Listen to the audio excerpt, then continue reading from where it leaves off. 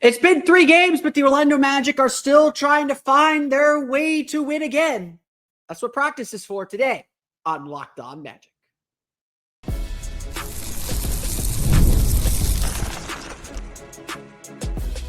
You are Locked On Magic, your daily Orlando Magic podcast, part of the Locked On Podcast Network, your team every day. And you are indeed Locked On Magic. Today is December 18th. It will be December 19th, 2024. My name is Philip Rossman-Reich. I'm the senior writer over at OrlandoMagicDaily.com. Of course, find me on Twitter at PhilipRR_OMD.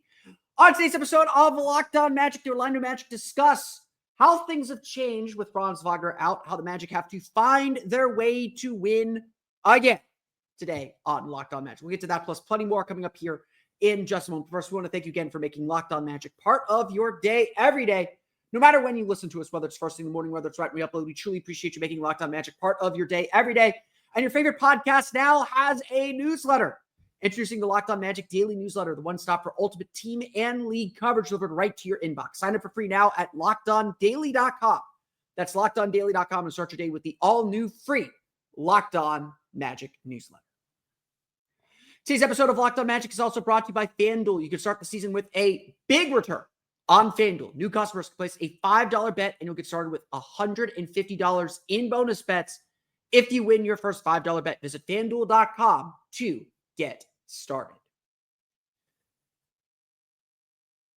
It's been tough. Giving the Orlando Magic a lot of credit for the way they fought, for the way they battled, but it is undoubtedly tough what this team has had to do. They went through training camp, they did their thing, and looked like they had taken some huge steps forward. And then 5 games into the season, Paolo Banchero goes out. And we saw what it looked like those first 4 games without Paolo Banchero. We saw how the Magic had to kind of reconfigure themselves, how they had to shape and shift and figure out their way forward. It took them a while. It took them a little bit for everyone to get comfortable in new roles, for them to reset themselves, to realign themselves, and to find their way to win again. Now, obviously, a lot of it had to do with Franz Wagner. A lot of it had to do with tightening up their defense. A lot of it, frankly, had to do with gaining confidence. They lost those first 4 games. They looked really bad. But then they had that nice game against Indiana to close that road trip. They came home, had a soft spot in the schedule. We're not going to complain about that. And won those 5 games at home and put themselves in position to be where they are today. To be in tied for 3rd in the Eastern Conference. We'll get to the standings in a bit. To be exactly where they want to be to accomplish their goals. And once they found that groove, once they figured out that formula, it became much easier to repeat. So obviously, about 20 games later, when Franz Wagner gets hurt and is now out with the same injury, the Orlando Magic now have to find that way to win again. And look, they took advantage of a Suns team on a rough back-to-back. They went to Milwaukee, played really tough. They played the Knicks, and minus some rough stretches, this is a confident team. And so let's start there. As we're trying to figure out what the Magic look like without Franz Wagner, how the Magic could stay in the race, how the Magic could still stack wins. As we try to figure all this out, it starts with the confidence to win. And that is something that has not wavered. The Magic believe they can still win all these games. The Magic firmly believe that if they do what they know they're capable of doing, if they play defense the way they know they can play defense, they're not only going to win a lot of games, they're going to be more than fine. So now it just becomes about, okay, what are the details they need? What are the little things they need to tweak and adjust? Because like with Paolo Banchero, you're not just replacing Franz Wagner. You've got to be able to do it all. You got to be able to be yourself. You can't try. Jalen Suggs is not Franz Wagner. And very clearly, a big piece of this formula is Jalen Suggs has got to play really well, which he obviously did not in the loss to the Knicks on Sunday. He's got to be someone that puts constant pressure. The Magic got to reduce their mistakes. They got to reduce their turnovers. That is a huge, huge piece of this puzzle. That the Magic are in this spot where they're not beating themselves. And turnovers are obviously still a big issue for this Magic team. It's still something that they got to clean up offensively. But the Magic have to change other things too. And as much as the Magic needed a practice, needed a film study to kind of point out what they did wrong, and Sunday's loss to the Knicks was very much a lesson in how things can go in the wrong direction, how the Magic can be put in the wrong spot, so to speak, how the team could be in trouble if they don't do things the right way. That is still very real and very, very difficult to measure. That Orlando could still succumb to frustration. They still need to do a lot of things right, but they still have to also do things a little bit differently. And on Wednesday, what needs to change? Because they have to find a new way to play. They know their defense is going to be there, and they got to play defense at an elite level to have a chance against some of the best teams in the league. But now they got to be more efficient in areas that they weren't efficient before. They got to use that defense better to create offense. They've got to find easy baskets. They've got to manufacture points however they can. And hopefully that makes the Magic better when they are at full strength, but this is an area where the Magic have struggled. This is not an effective transition team. This is not a team that is so dominant. Orlando's 27th in the league in pace. That's fine. 97.5 possessions per 48 minutes. They don't need to run up and down the court like crazy. They want to keep scores low. That's fine. But the Magic are 20th in the league with 14.1 fast break points per game, despite being near the top of the league in forcing turnovers. Orlando does not track the way that most young teams track. And now we're going to talk about winning games on the margins. Fast break points, stealing possessions, offensive rebounds, second chance points, points in the paint, free throws, something they didn't do in Sunday's game. They've got to find ways to steal possessions and steal points, because not only do they have to make up for their poor three-point shooting, but now they got to make up for not having a general attack. And so transition points is obviously a big part of it. But the Magic are not only 20th in fast break points per game, they're 20th in the league with 19.2 transition possessions per game, according to NBA.com, and 16th in the league, scoring 1.10 points per possession on fast breaks. Orlando is 14th in the league in pick and rolls with 18.2 possessions per game with the ball handle. They scored just 0.82 points per possession. The Magic are probably going to need more pick and rolls to spring their guards free and get them downhill or create mismatches that they like. They're 23rd in the league with the ball handler scoring on pick and rolls. The Magic are also 15th in the league with 6.7 pick and roll possessions, ending with the roll man scoring only 1.12 points per possession. That's 11th in the league. The Magic have a lot to get better at. They have a lot that they need to improve on to make this offense work. But they have to find that challenge. They have to find a new way to win. Whatever that formula is, they have to find it. And yeah, it has to be Jalen Suggs has to play really well. 14 points in the fourth quarter against the Suns, 18 in the fourth quarter against the Bucks. Not only does he have to play defense like a maniac, and I would suspect that Kentavious Caldwell-Pope's going to guard Shai Gilgeous-Alexander on Thursday just to give Jalen Suggs a little bit of a breather. But not only do they need that to happen, but they're going to need others to step up to. And it might have to be someone different every night. It might be Mo Wagner one night. It might be Goga Bitadze another night, scavenging and getting putbacks. It might be Kenny stepping up. It might be J.I. It might be Tristan da Silva as it was on Sunday. It might be Anthony Black. Right now, the Magic are searching for the formula. And these last 2 days of practice, the Magic spent their time playing. They played and scrimmaged on Tuesday.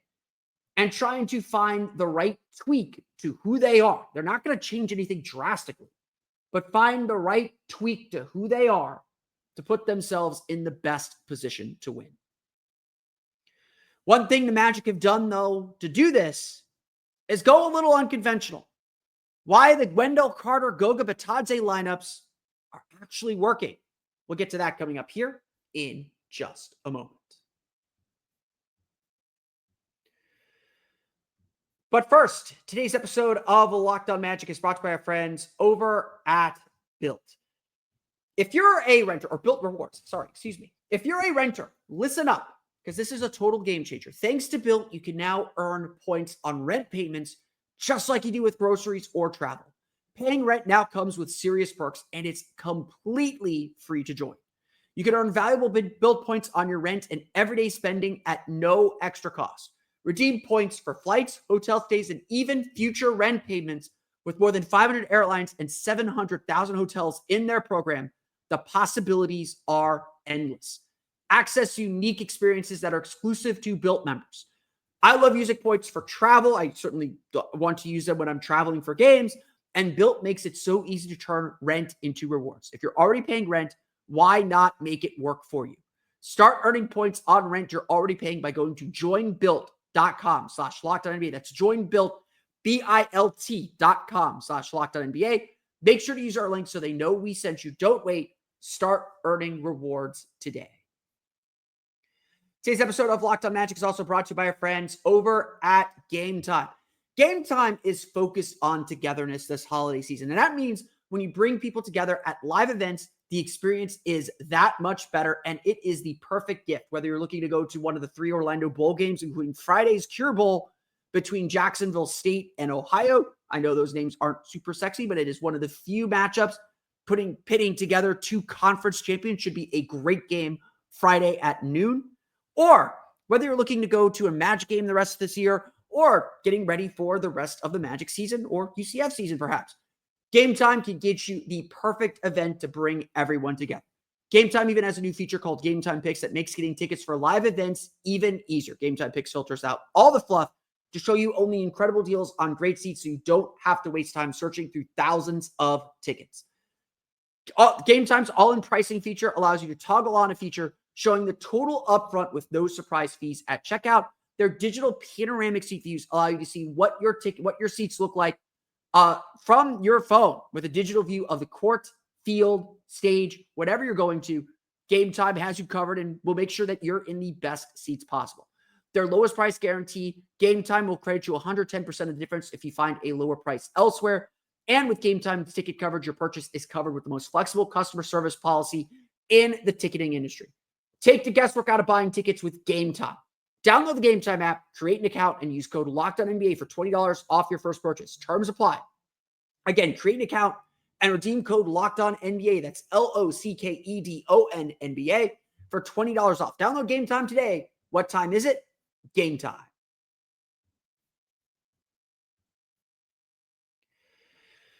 The Orlando Magic have done a very good job of punting on a key question that will face them this year. Look, Goga Bitadze has played fantastic this season. He's been really good, like really, really good. And if you know me, and listen to me, I've defended Wendell Carter and I'm still a Wendell Carter defender. But even Wendell Carter defenders probably are going to concede, yeah, Goga Bitadze gives this team an element that they need as a rim protector. He has been an excellent scavenger. When he gets offensive rebounds, it's going right back in. Getting those extra points on the margins are really vital. And, as much as Wendell Carter can spread the floor, he is struggling as a shooter this year, shooting worse than 20% from 3. That is a problem, even if we're going to give some allowance for him to get back and healthy. But the Magic aren't giving up on Wendell Carter, obviously. They don't want to give up on Goga Bitadze. They don't want to push Goga Bitadze out of the way. And so the Magic have sort of split the baby.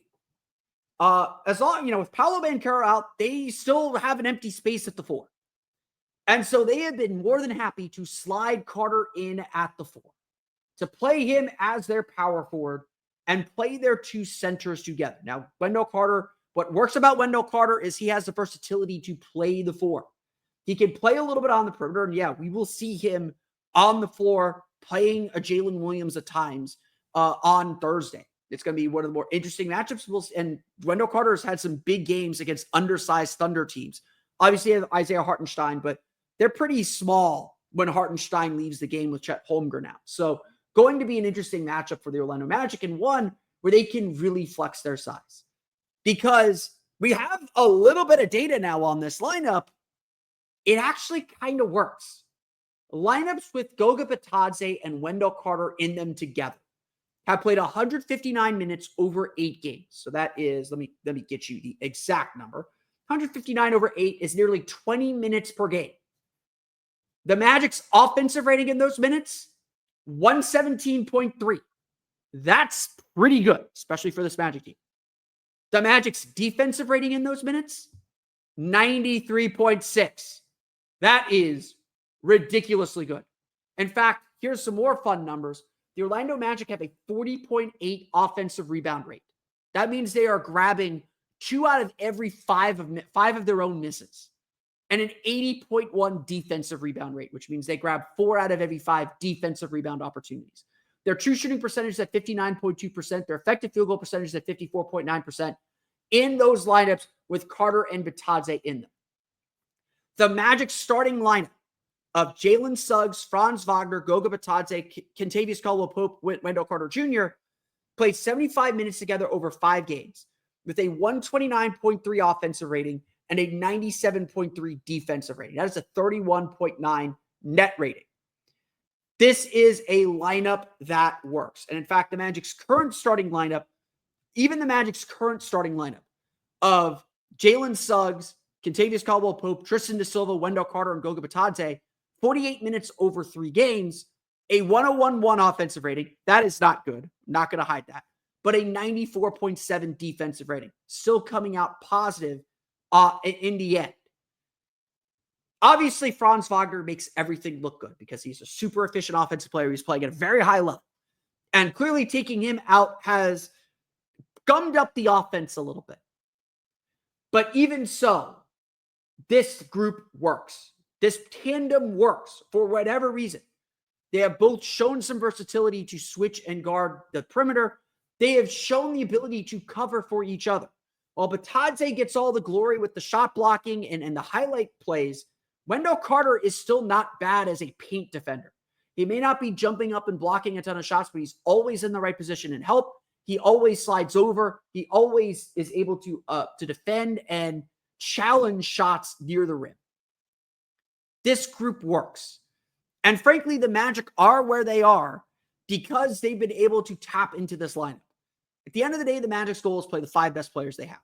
And we can debate the Wendell Carter thing all we want. I know that there's a lot of people who are done with Wendell Carter. And look, I'm not going to sit here and pretend otherwise. When Paolo's healthy, I expect Wendell Carter to go to the bench. He has not played, he's admitted he's still getting his legs back under them. He admitted last week that he is still kind of learning the position, learning how to space the floor. But bottom line, if Wendell Carter is not hitting his threes and hitting his jumpers, his value decreases pretty dramatically. Wendell is a good defender. He's been a good defender all year, but he needs to make shots. Goga Bitadze knows who he is. He's not trying to do more than what he is. The Magic want the idea of Wendell Carter because of his spacing and his shooting. And right now, he's not quite giving them that. Like I mentioned, he's not trade eligible until the end of the season, so puts the Magic in a little bit of a bind there. That doesn't mean the Magic shouldn't trust Wendell Carter. It's just results matter. But the lineups with both of them in, and granted, a lot of them have Franz Wagner in them, they are working. They're certainly working defensively, which is the priority for the Magic as much as everyone knows they need to start scoring some points. They work defensively. And they make it tough to score in the paint. The Magic are one of the best teams at defending the paint in the league. They're a team that is, I believe, still first in the league in blocks. They're top 5 in the league in steals. They are a team that gets their hands on everything, and having 2 bigs who can challenge shots in the paint is a big part of it. These lineups actually rule. And as we talk about the Orlando Magic trying to find their new way to win, some of it is just dragging teams into the dirt. The Magic want to drag you into the dirt. They are trying to keep the scores low. They're trying to make life miserable for you defensively when the Magic are on defense. And having two bigs who can do everything is a big part of that. Now, it's still very much by committee who finishes games and how the Magic finish games. They're going to go with the hot hand. They're going to go with the matchup that makes sense. They're going to go with what's working at the end of games. Sometimes that was Cole Anthony on Sunday against the Suns. That was Wendell and Goga against the Bucks. Obviously, Wendell struggled with two pretty big not a defensive mistake against Damian Lillard. Damian Lillard hit a really tough shot. Goga struggled, made that mistake not defending the rim at the end of that game with the miscommunication as Wendell tried to guard the pick and roll at the top of the key. Against the Knicks, it was Mo Wagner finishing. It's all still, the lineups and everything are still up in the air. But the Magic have hit on something here. And, again, right now, as much as the Magic have maintained their spot, it is about survival until they're whole again. And look, we're looking at Paolo coming back here in the next few weeks. It's definitely not Thursday. He's been ruled out on Thursday. I'm still hopeful he'll be back before the end of the homestand. Christmas looks like it's going to be a little bit of a stretch. I think a week is probably not going to be enough time. I think the end of the homestand, that Brooklyn game is definitely a possibility. Certainly, we will see him in early January. Franz is probably coming back early February or around the All-Star break. And so the Magic still have 2 months, a month and a half, 6 weeks, that they got to be able to cobble things together and stay afloat. And look, this homestand is not easy. They're going to have to figure it out.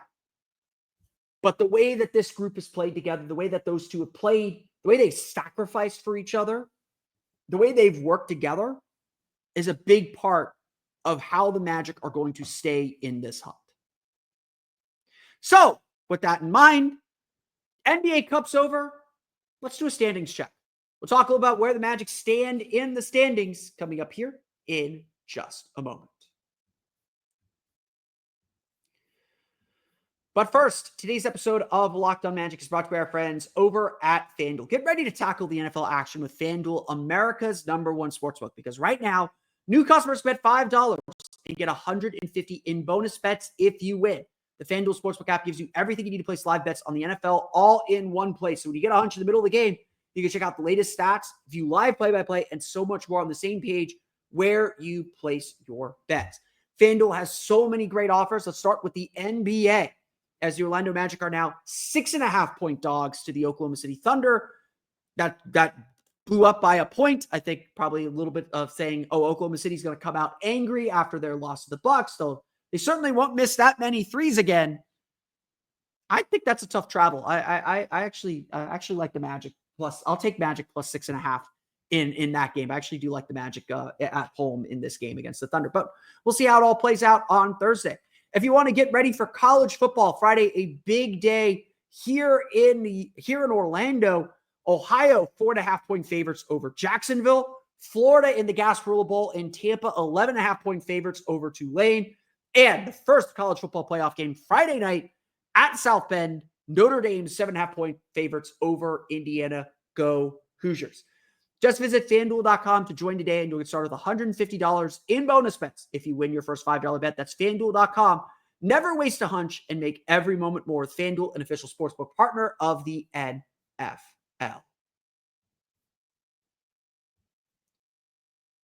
So, is it too early to talk about the standings? Is it too early to give a little standings check?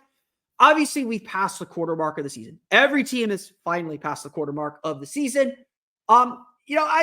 As now we get set to kind of turn our attention to All-Star Weekend, the next major event on the NBA calendar, the trade deadline is the next major event on the NBA calendar. Now that the NBA Cup is over, the early season is officially kind of closed. We're in the race to the All-Star break, or the race to the trade deadline, where the standings will really start to settle in. Typically, I think the number is the standings usually are pretty stable at around game 30 or 35, about the midpoint of the season. We're at game 28. Oklahoma City's game 29 of the season.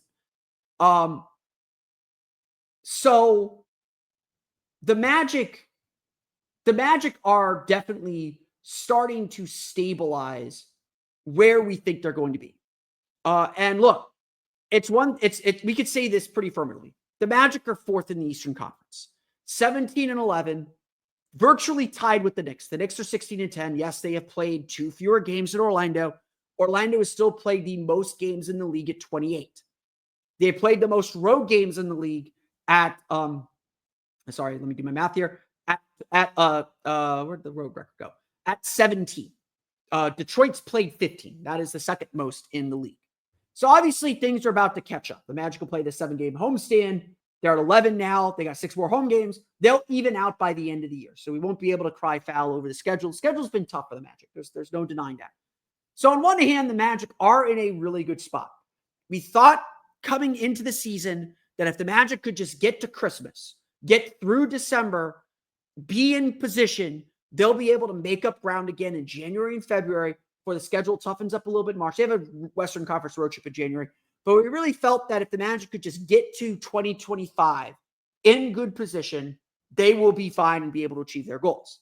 The schedule will soften up pretty considerably coming up here in the next 3 weeks, the next 4 or 5 weeks. So again, I think if we're looking at the horse race, as far as the Magic trying to quote unquote run their race, they are doing exactly what they need to do. The East has been friendly to them. The East has given them some grace. They've allowed them to make some mistakes, but overall, Orlando's on a 50-win pace at a 607 win percentage. It's 49.8 wins. So Orlando is in position to improve on their record from last year and improve their seeding to get home court advantage, which is a huge, huge, huge benefit for them. I want to offer this one word of warning, though. It is a little early to look at the standings and look at other teams in the standings. Because right now, focus on yourself, take care of your own business. There's a lot of business to take care of. The Magic are going to play the Heat twice here in the next week. They play them they play them on Saturday, the 21st, and then again on the 26th, the day after, on Boxing Day after Christmas. So the Magic have 2 very, very big games against the Heat. And again, win both of those at home, you clinch the season series against Miami. That could be important later in the year. As things stand, though, the Magic are actually in a 3-way tie with 11 losses with the Bucks and the Heat. Now, Milwaukee is 14-11. They are 15-3 in their last 18 games. The game on Tuesday does not count, but they're 16-3 over their last 19 played games. They are 14-11. So Milwaukee is 3 games in hand. They could go 1-2, and it's not a problem.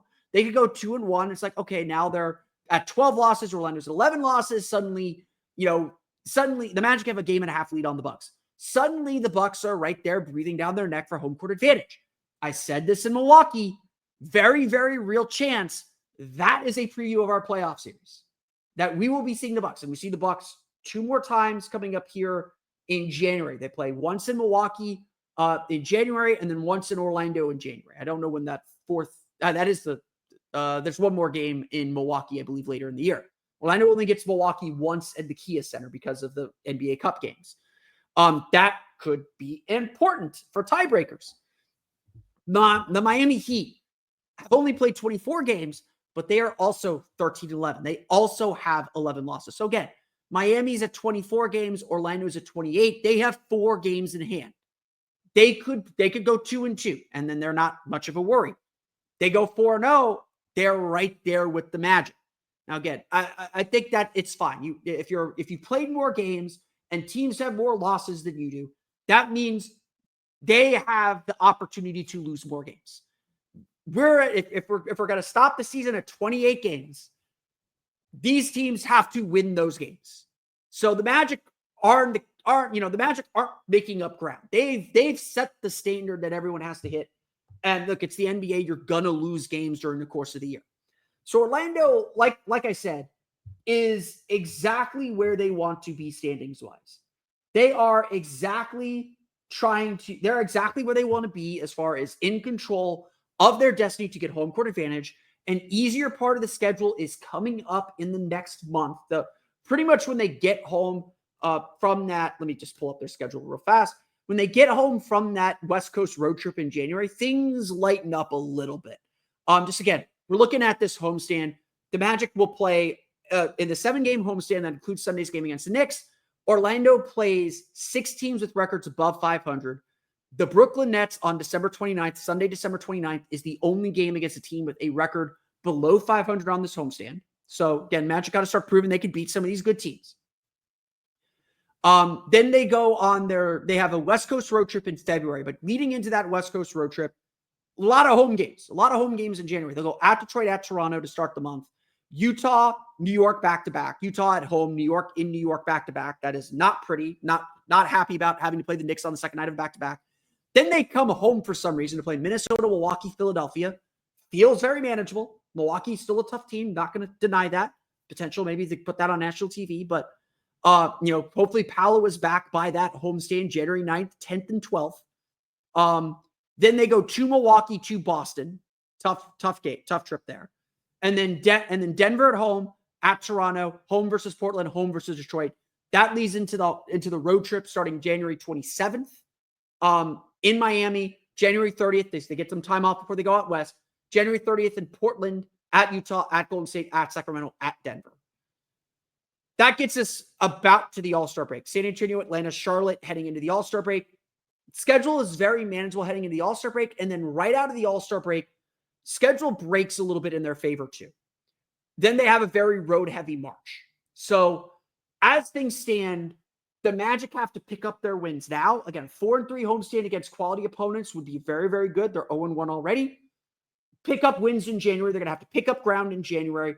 And then hopefully Paolo's back. You're picking up wins as Paolo returns. And then as you get closer to the All-Star break, Franz comes back.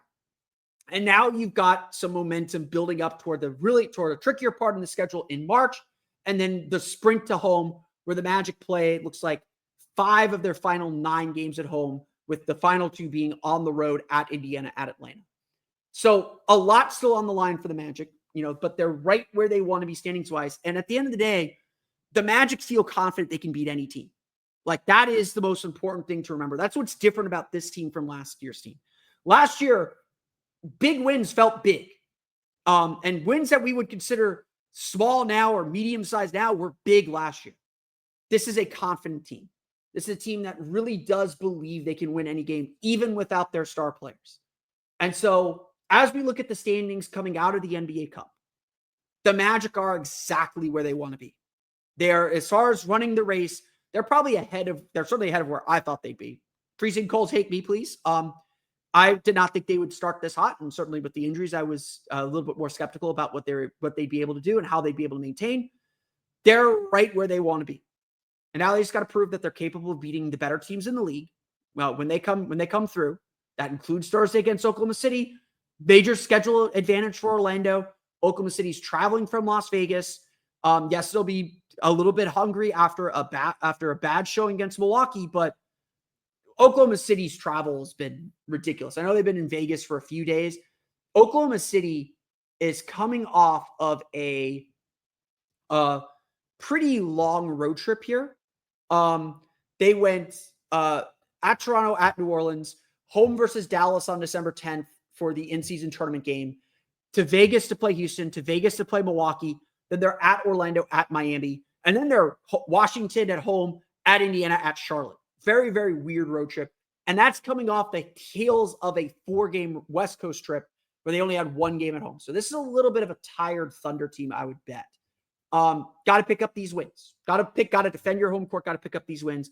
Got to keep pace, because I do suspect the Magic will slow down their pace. Milwaukee will get a little closer. Miami might get a little bit closer. Obviously, 2 big games against Miami. Win those games. Probably the 2 most important games on this homestand. Either the New York games or the Miami games. Pick your lot. I'd say the Miami games. New York is New York is becoming the team we thought they'd be. Not that Orlando's not competitive against them, but they're really quality. You want to put Miami in their place. These are big games here for Orlando. And obviously we do have to think a little bit about where they sit in the standings. And like I said, they're right where they want to be.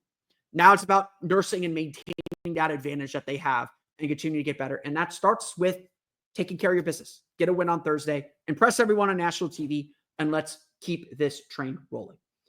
That's going to do it for me, though. I want to thank you all again for listening to today's episode of Locked On Magic. Just find me on Twitter at PhilipRR_OMD. Find me on Blue Sky at PhilipRR. Subscribe to the podcast on Apple Podcasts, Stitcher, TuneIn, Himalaya, Google Play, Spotify, Odyssey, and all of them sell podcasts to your podcast-enabled device. You can find us on YouTube as well. Just search for Locked On Magic. For the latest on the Orlando Magic, be sure to check out OrlandoMagicDaily.com. You can follow us there on Twitter at OMagicDaily. And for even more Orlando Magic content, be sure to check out my Patreon page, the Orlando Magic Hub, at patreon.com/Orlando Magic Hub. As always, thank you for your support. As if all that's not enough, your favorite podcast now has a newsletter. Introducing the Locked On Magic Daily Newsletter, the one-stop for ultimate team and league coverage delivered right to your inbox. Sign up for free now at LockedOnDaily.com. That's LockedOnDaily.com. And start your day with the all-new free Locked On Magic newsletter. That's going to do it for me today, though. I want to thank you all again for listening to today's episode of Locked On Magic. For Orlando Magic Daily and Locked On Magic, this has been Philip Rossman-Reich. We'll see you all again next time for another episode of Locked On Magic.